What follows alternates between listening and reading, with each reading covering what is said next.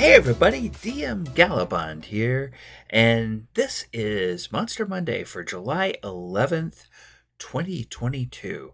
This is our last monster that we're going to be looking at from the Strixhaven, A Curriculum of Chaos campaign sourcebook, and at the end of tonight's show, I'll tell you what's coming up next.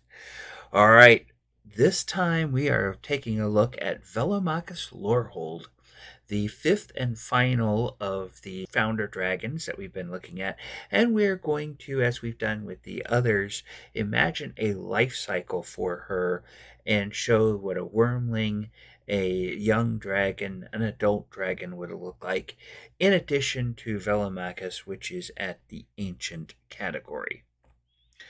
All right, so Velomachus Lorehold comes to D&D out of the Strixhaven School of Mages expansion from Magic the Gathering. Now, in that particular expansion, she is a legendary creature card, and it costs 7 mana to cast Velomachus, and it requires both white and red mana. So, Velomachus Lorehold is not mentioned in any of the official fiction release of the Strixhaven School of Mages expansion by the Magic team. So, as a creature card, Velomachus has Flying, Vigilance, and Haste. As a legendary card, first of all, that means you can only have one of Velomachus in your deck. You cannot have more than one. And then it also has some cool effects. So if you attack with Velomachus Lorehold, you can look at the next 7 cards in your library and choose to cast an instant or a sorcery spell with a mana cost less than or equal to Velomachus's current power, and you don't have to pay any mana to do so. In other words, she gives you free spell casting when she attacks. And she starts as a 5/5 creature, meaning she has 5 power. But if you have a way of putting counters on her to make her power higher, then that means the mana required for those spells can be higher, and you can cast more and more potent free spells without having to pay any mana for them. Now let's take a look at what Velomachus Lorehold is like in the D&D campaign sourcebook. Now, she does not appear in the campaign from Strixhaven, A Curriculum of Chaos. So just like the other founder dragons, Velomachus is far too powerful to figure in a story where the heroes rise only to level 10 by the end of the storyline.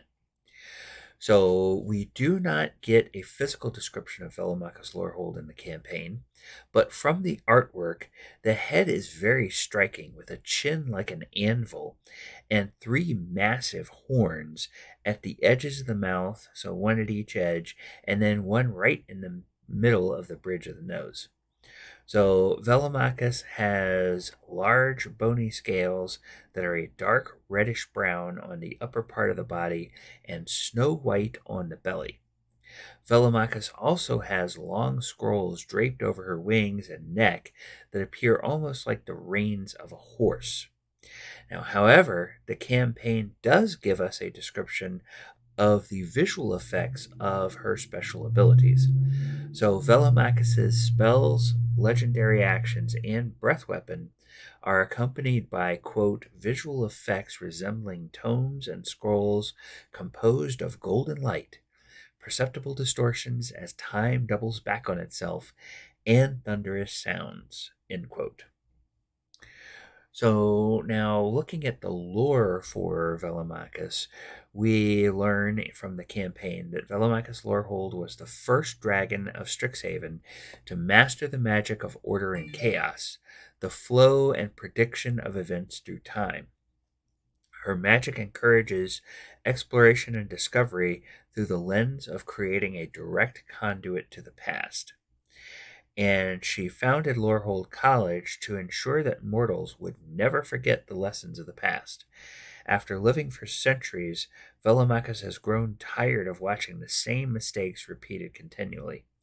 She hopes that her college's teachings will foster the skills to either predict future pitfalls by taking lessons from those that came before, or create flexible mindsets that allow people to shift their plans effectively whenever the unexpected occurs. All right, and if you are going to ever be running Velomachus as a DM and having her go against your players, here's a recommended tactic. If Velomachus wins the initiative, open with the Battle Tide Breath. And we're going to look at that breath weapon and what it does in a few moments. If not, use the Repeating History legendary action. Again, we'll also look at that to summon mascots that may immobilize opponents on the battlefield until Velomachus gets into an advantageous position to catch them with her breath weapon. So she's got some very potent capabilities. And as a DM, you should use those to your advantage. So always hit hard in the opening round. And the reason you want to do that as a DM is that if it is a balanced fight, your players might be able to do a lot more damage than you expect to your big bad monster in one round. So use the big attack first, because at least that way you get to do it once. The creature type for Velomachus Lorehold, as you probably can guess, is it's a dragon. And we've talked plenty about dragons. They're usually large reptilian creatures, ancient origin, tremendous power, and they are often very highly intelligent and have innate magic. And then there's also dragon-like creatures that are related to the true dragons, such things as wyverns and pseudo-dragons, which are usually much less powerful, less intelligent, and less magical. Let's take a look at the stat block for Velomachus Lorehold as written. So she is an alpha monster, of course, challenge rating 25, which puts her right up there in the upper range of the ancient dragons. She is a gargantuan dragon with the wizard tag, and she is lawful neutral. Armor class 21, 487 hit points, speed of 40 feet, climb of 40 feet, fly of 80 feet. Now, her stat block is pretty massive. She has a strength of 30, dex of 14, constitution of 29, intelligence of 30, wisdom of 20, and charisma of 18. So at 14, dex is kind of her dump stat. She gets saving throw bonuses plus 10 to dex, plus 17 to constitution, plus 13 to wisdom, and plus 12 to charisma.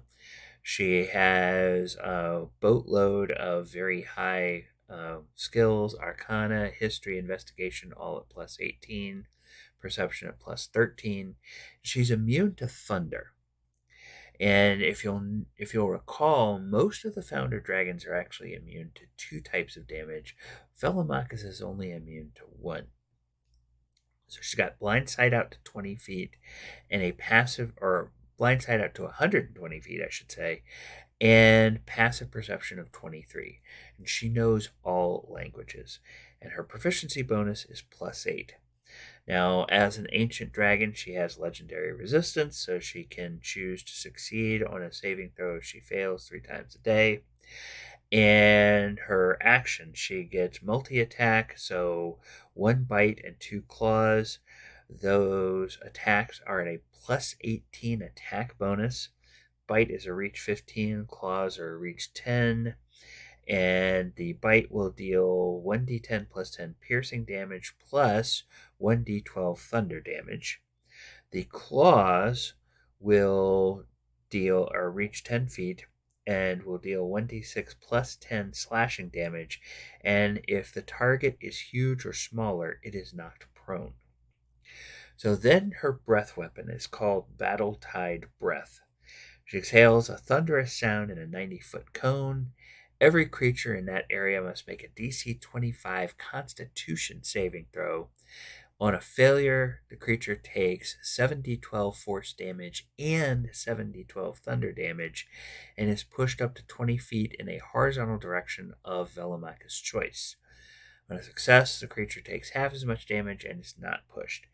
And objects that aren't being worn or carried take the damage and are pushed as though they were creatures that failed the saving throw. So that's important. She's kind of got the ability to not only push around your PCs, but push around different things in the environment as well. Velomachus casts one of the following spells requiring no material components, and she can contact other plane once a day, divination, move earth, and wall of force. And then she can take 3 legendary actions, choosing from the options below. Only 1 legendary action option can be used at a time, and only at the end of another creature's turn. So her legendary actions are a claw attack, and then something called a chaotic flow, which costs 2 actions. She moves up to half her flying speed, which is 40, so that would be 40 feet. And if a creature uses an opportunity attack, so whether they hit or they miss, during that move, the attacker takes 3d12 thunder damage. Then there's repeating history, uses all 3 actions. Velomachus magically summons 1d4 spirit statue mascots in unoccupied spaces she can see within 60 feet. They obey her commands and take their turns immediately after hers. Any creature other than a spirit statue or Velomachus is restrained if it starts its turn within 5 feet of one or more of these spirit statues. The restrained condition lasts until the end of the creature's turn. Spirit statues disappear after 10 minutes when Velomachus dies or when she uses this action again. So what does that mean? That means there's no saving throw against that restrained condition, ladies and gentlemen. That means she is able to throw out up to 4 of these monsters and put them in strategic positions so that she can basically anchor those enemies that she chooses to put those statues next to until the end of their turn. So depending on wherever she falls in initiative, it would be a good idea to use that legendary action so that they are held put until after she takes her action. So that would then give her the ability to, let's say, fly around and get in a position where she could then use that breath weapon to the best effect on those creatures that are so restrained.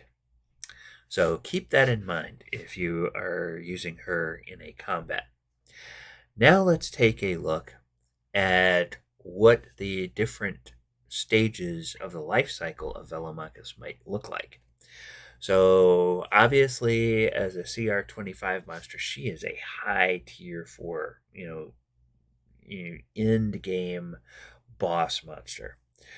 If you could imagine a tier 1 version of her, so a Lorehold Wyrmling, let's say, we would say that she has armor class of 17, 38 hit points, fly speed of 30 and 60, CR2, proficiency bonus +2, the strength 17, dex 12, con 15, intelligence 17, wisdom 13, charisma 11.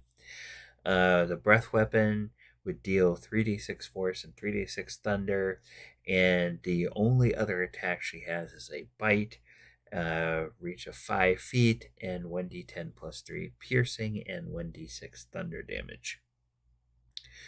So then the young Lorehold, which would be a tier 2 version of Velomachus Lorehold, she's now got armor class 18, 112 hit points, fly speed of 80, movement speed of 40, CR8. Her stats are now up to strength 22, dex 14, constitution 21, intelligence 22, wisdom 15, charisma 13. Breath weapon now has a DC 14 constitution save and deals 66 thunder and 66 force damage, and it will push a target up to 10 feet in a direction the dragon chooses. and successful save for half damage, and the target is not pushed.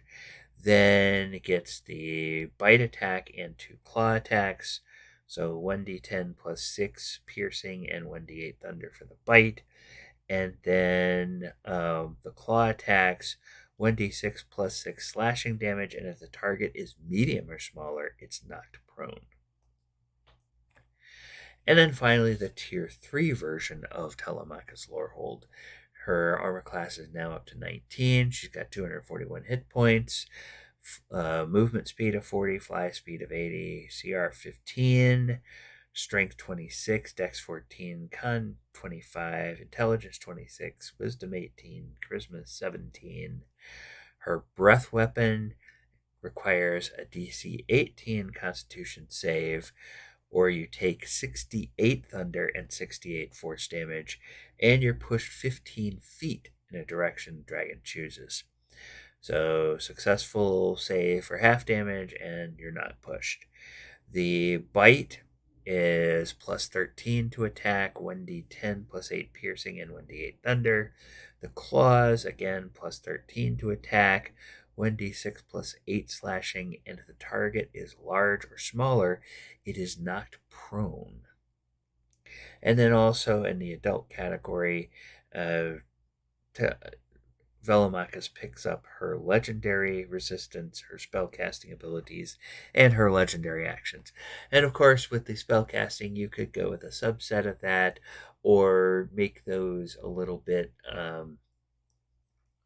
weaker versions of the spells that she gets as an ancient dragon. All right. And that is going to do it, ladies and gentlemen, for our look at Velomachus Lorehold. Also, that's going to do it for our look at the monsters that are new to D&D from the Strixhaven A Curriculum of Chaos sourcebook.